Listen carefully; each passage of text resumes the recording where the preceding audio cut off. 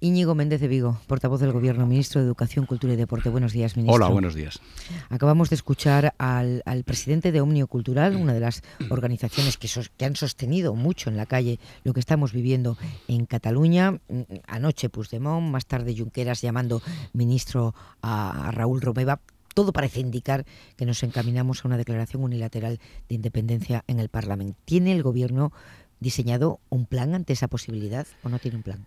A mí me parece que su análisis es correcto. Es decir, aquí hay un plan por parte del gobierno del señor Puigdemont, que el primer paso de ese plan fue perpetrado los días 6 y 7 de septiembre, con un debate, un pseudodebate en el Parlamento de Cataluña, donde se aprobaron dos leyes que luego suspendió el Tribunal Constitucional. Lo de ayer fue un acto más, el segundo acto, pero que no contaba para el señor Puigdemont, puesto que la ley de transitoriedad decía que con un solo voto de más del sí sobre el no ya bastaba, y yo creo que lo que aspiran, lo que quieren hacer es esa declaración de independencia, y ya lo anunció ayer, fíjese usted ayer sin recuento, porque el recuento ayer era imposible, porque no tenían manera de hacerlo, pero da igual, ya dijeron que lo iban a declarar. Yo sobre la declaración de independencia quiero decir una cosa, mire, no basta con que un parlamento, en este caso un parlamento autonómico de un Estado miembro, decida por sí y ante sí declararse independiente. Eso lo puede hacer. Lo que pasa es que cuando una parte de un Estado miembro con 500 años de historia al menos detrás, que es miembro de la Unión Europea, de la Comunidad Internacional, una vieja nación como España, perpetra eso, al final lo necesario es que lo reconozcan los demás, que lo reconozca la comunidad internacional. Por tanto, si Naciones Unidas no reconoce ese acto, si la Unión Europea no lo hace, eso no tiene ningún efecto político ni jurídico. Y yo creo que no estamos ahí. Yo creo que la comunidad internacional no reconocería esa declaración unilateral de independencia, y desde luego estoy seguro que la Unión Europea no lo hará. Primero porque el artículo 5 del Tratado de la Unión Europea establece que la organización territorial de los Estados miembros es una competencia de los Estados miembros. Y en segundo lugar porque esto supondría para Europa un lío de primera magnitud. Ministro, no le preguntaba si va a haber reconocimiento, que parece que no, que ya ha sido expresamente además anticipado así por todos por muchos organismos. Pepa, el mensaje que están transmitiendo los líderes secesionistas es que sí, que va a haber, que la fuerza de no sé qué. Es decir, yo creo que es bueno que digamos las cosas como las vemos, para que la gente al final sepa dónde estamos, ¿verdad? Pero ¿cuál es yo le preguntaba por el plan del Gobierno, si eso llega a producirse. Pues mire, yo creo que el presidente del Gobierno ayer dejó bien claro lo que iba a hacer. Dijo que iba a convocar a los representantes de las fuerzas parlamentarias, que iba a comparecer ante el Congreso de los Diputados, y a resultas, sin duda, de lo que hable con el resto de las fuerzas políticas, porque aquí estamos hablando de un tema de Estado, un tema enormemente importante, un tema que no es solo la responsabilidad de un gobierno, sino de todos los españoles, actuará.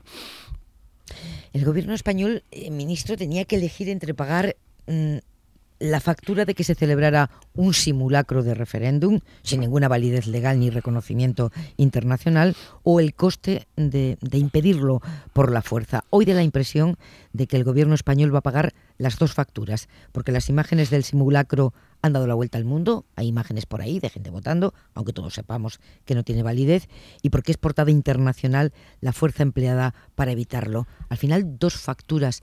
¿Ha planificado mal el Gobierno su respuesta a este desafío? Mire, un gobierno tiene que estar siempre con el Estado de Derecho. Y cuando se comete una ilegalidad, como cometió el Parlamento de Cataluña, o la mayoría del Parlamento de Cataluña, y cuando se produce una suspensión de esa ilegalidad por el Tribunal Constitucional, el Estado de Derecho reacciona.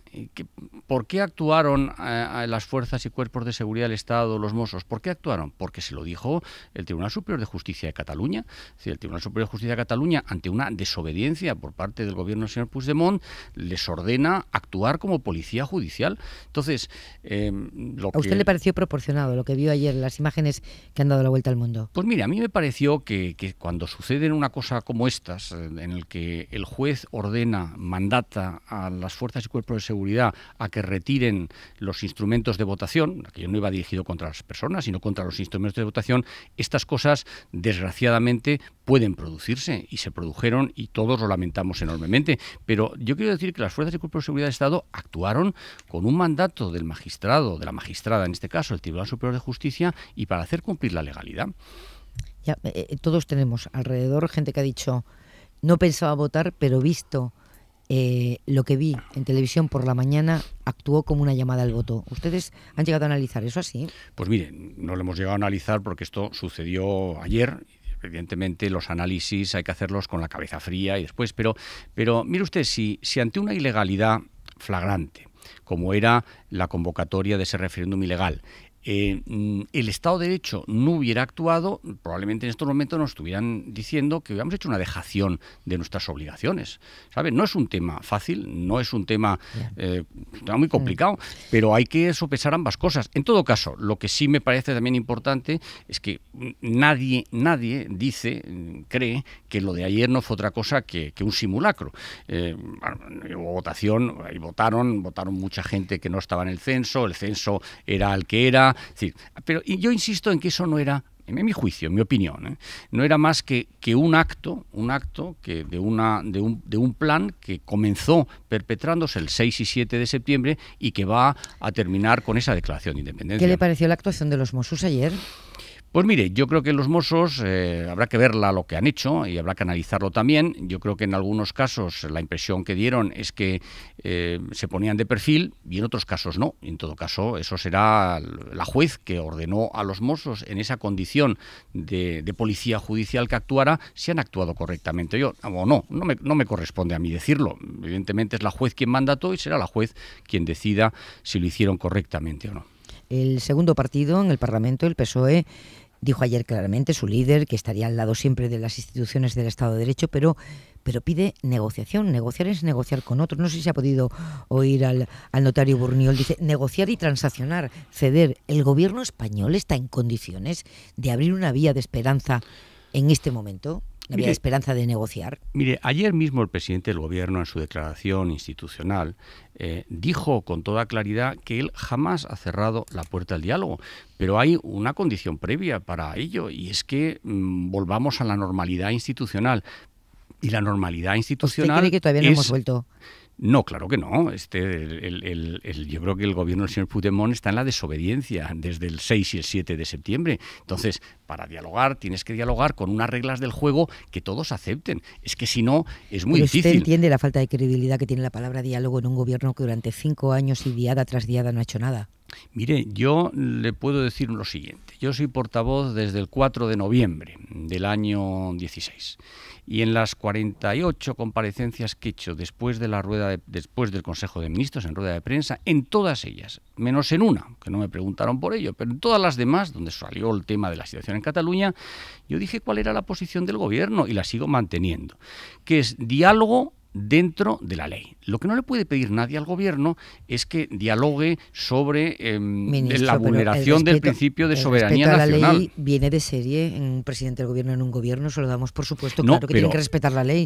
Solo faltaba, Pepa, por eso tenemos este lío, porque aquí no se está respetando en Cataluña. Claro, Pepa, usted lo da por supuesto, pero es que el señor Puigdemont nunca ha querido hablar de otra cosa que no fuera independencia sí o independencia no. Antes primero lo llamó derecho a decidir. Derecho a decidir sí, derecho a decidir no. Luego, autodeterminación sí, autodeterminación. Ya es independencia sí, independencia no.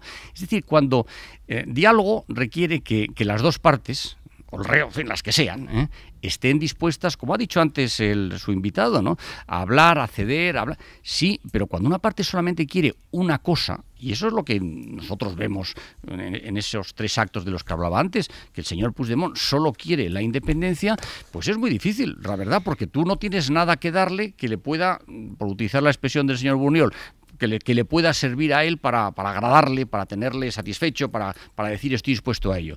Porque lo que nosotros nos hemos encontrado en el gobierno es con que referéndum sí o sí.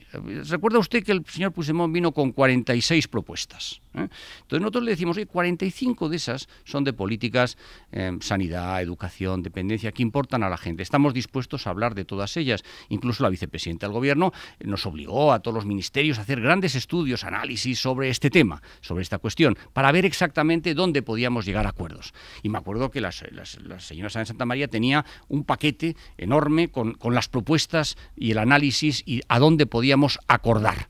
bien en los diálogos, en los debates que tuvo con el señor Junqueras, con el señor Puigdemont, en ningún momento les interesó nada de las 45, les interesaba solamente la 46. Y la 46 era referéndum sí o sí.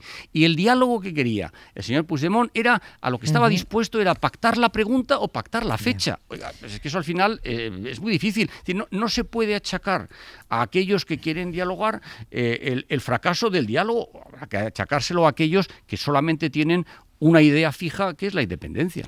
Ministro, le agradezco que haya estado esta mañana en la cadena SER. Muy buenos días. Y yo a ustedes por invitarme. Gracias.